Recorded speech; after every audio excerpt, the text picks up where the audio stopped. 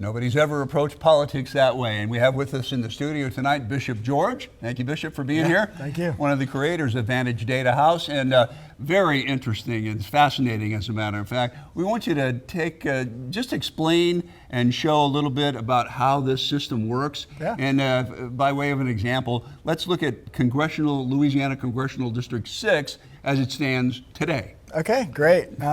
So we actually updated this data right before we went on. Okay. So the latest update is October 29th. Currently, you can see Elbert Guillory has 27% of the vote share. Cleo Fields has 45%.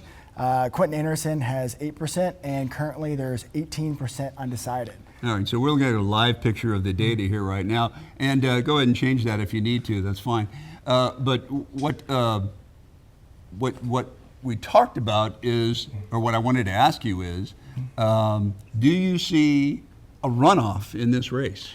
Currently, no. With 45% of the vote share, 18% of the undecided, I expect those to break proportionately. And so come election day, it would be hard pressed to say there would be a runoff. Currently, Anderson and Guillory, only around 75% of the electorate don't know who they are. And so it'd be very difficult for them to, either one of them, make it to a runoff with Cleo Fields. All right, we just had our computer die here now. So I want to ask you about this. This was an analysis Vantage Data House did of the presidential race. Go ahead and pop up that full screen.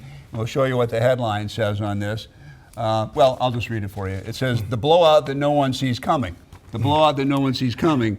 Tell me what that means. Yeah, so we've been tracking this race, the presidential, and actually we're tracking over 1,500 races this cycle in all the swing states.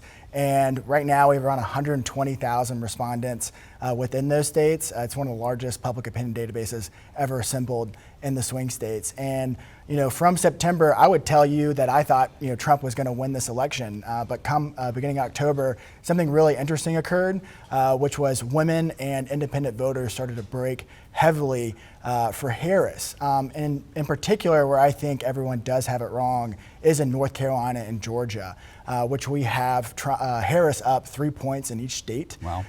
Yep. And so in North Carolina in particular, when you start looking down ballot at the gubernatorial race with the Republican candidate Mark Robinson, who's currently trailing by 17 points. For Trump to take that state, it would have to be an 18-point split ticket margin, which would be historic. And so very unlikely. And what I always tell people is, like, I'm not a fortune teller, but what I can tell you is what is most likely to occur based off our data. And what is most likely to occur is a Harris victory, and I expect it to be an early night on Tuesday. All right, well, this is a brand new political polling system originating right here in Shreveport. We'll see what happens on Tuesday night. Yes, sir. All right, thank you. Bishop George, one of the creators of Vantage Data House. Let's move on. More political